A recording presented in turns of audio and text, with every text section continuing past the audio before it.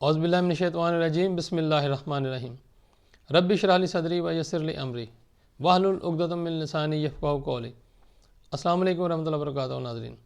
ناظرین جو ہم نے ادراک القرآن کا سلسلہ شروع کر رکھا ہے، اس میں ہم اللہ تعالیٰ کے فضل و کرم سے اردو میں قرآن مجید کا ترجمہ پڑھنے کی سعادت حاصل کرتے ہیں۔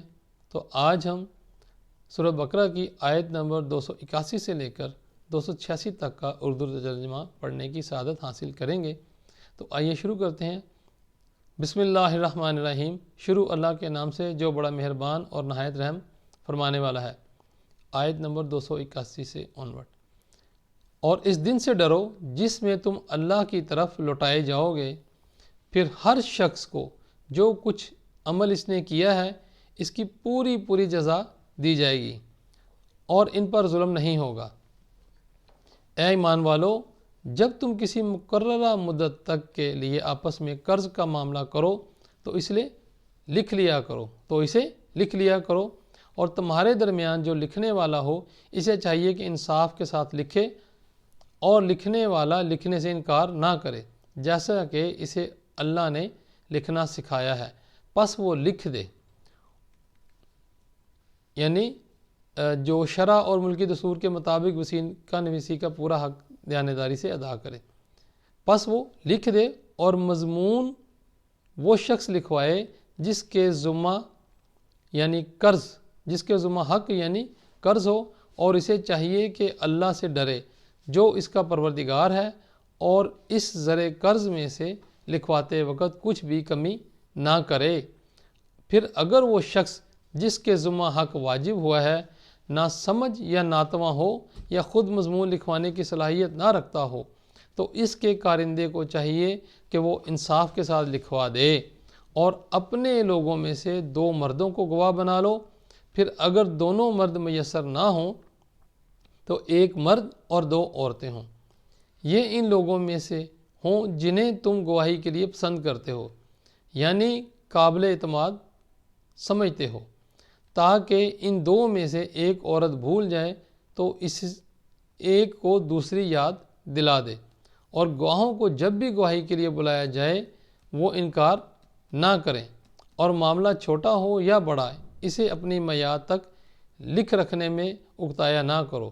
یہ تمہارا دستاویز تیار کر لینا اللہ کے نزدیک زیادہ قرین انصاف ہے اور گواہی کے لیے مضبوط تر، اور یہ اس کے بھی قریب تر ہے کہ تم شک میں مبتلا نہ ہو، سوائے اس کے کہ دست بدست ایسی تجارت ہو جس کا لین دین تم آپس میں کرتے رہتے ہو، تو تم پر اس کے نہ لکھنے کا کوئی گناہ نہیں، اور جب بھی آپس میں خرید و فروخت کرو تو گواہ بنا لیا کرو، اور نہ لکھنے والے کو نقصان پہنچایا جائے اور نہ گواہ کو، اور اگر تم نے ایسا کیا تو یہ تمہاری حکم شکنی ہوگی۔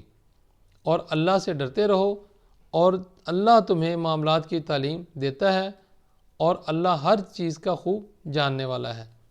اور اگر تم سفر پر ہو اور کوئی لکھنے والا نہ پاؤ تو باقبضہ رہن رکھ لیا